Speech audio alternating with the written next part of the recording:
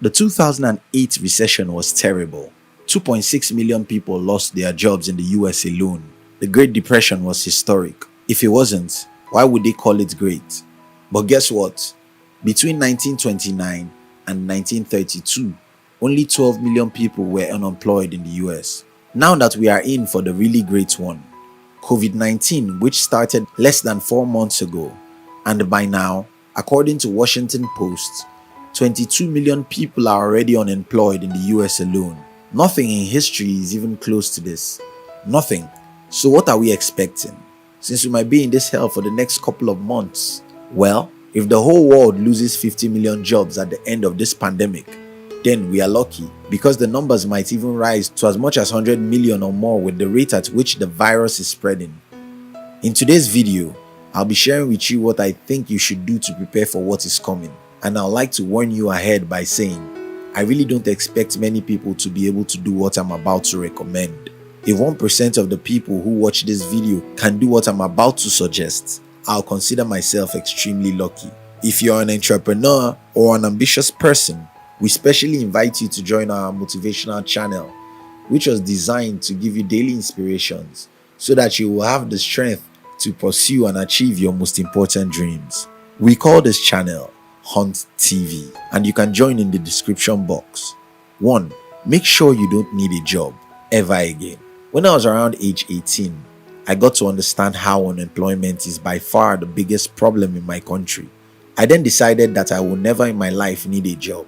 If unemployment is the problem, I bet I don't need a job because I would be in a challenging situation. Does that mean that I never work a job? No, I did work a job for about 17 to 19 months. But that company needed me as much as I needed them. So I was very much respected. Let me explain what I mean here. There are two types of people who will forever remain relevant in the future, regardless of what their unemployment rate is. They are the people who know how to create what others want to buy, and the people who are needed by their companies as much as they need the company, regardless of any situation. The people who don't need a job are the ones who own the future. And when I say people who don't need a job, I don't mean that everyone should become an entrepreneur. Instead, I mean that everyone should figure out how to be of so much value that they are needed all the time in the economy. If you know how to create values which others can't, you'll be forever needed in the future. Even if you are an employee, some skills are forever going to be required, regardless of what happens in the future. If you have any of these skills, even if you lose your job, you'll be very much valuable to the economy, and getting a better job won't be an issue. Those who are truly valuable don't need a job. Instead, jobs need them.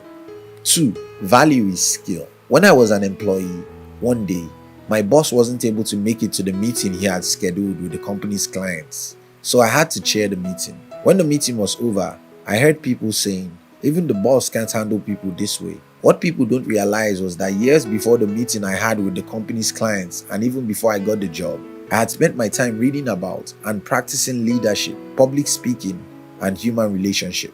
When I was employed, my boss did not know how much magic I can get people to perform, but when the need arose for me to show my skills, he was so impressed that while he complained to other employees in the company that the business isn't making money, he offered me a promotion and increased my salary.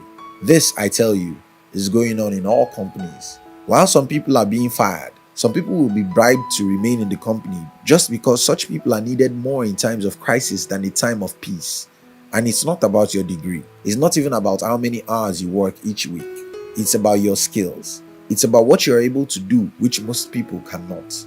How then can you gain valuable skills that will make you relevant regardless of what happens in the economy? First, identify the 3 most valuable skills in your industry.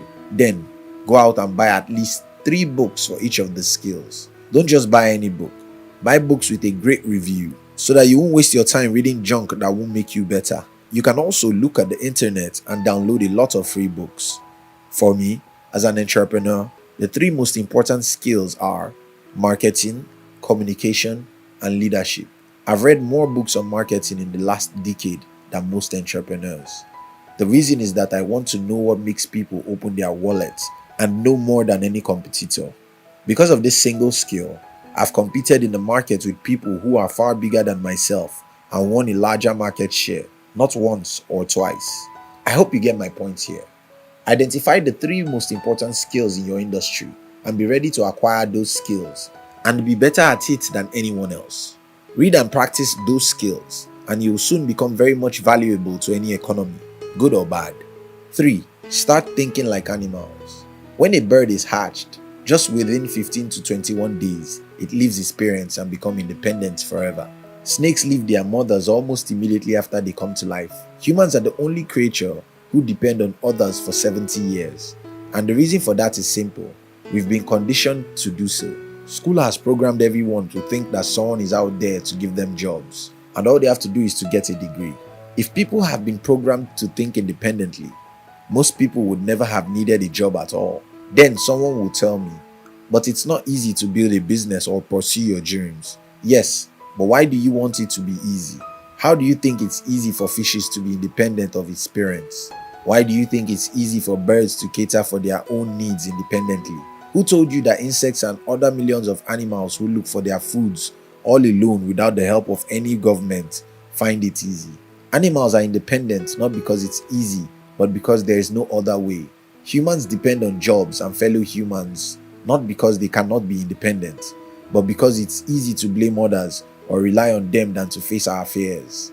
If you start thinking like an animal, if you start thinking independence, though your life may be difficult at first, you will end up having a better life because you won't plan all your life on someone else's help or job. And just before you go, watch other videos on YouTube.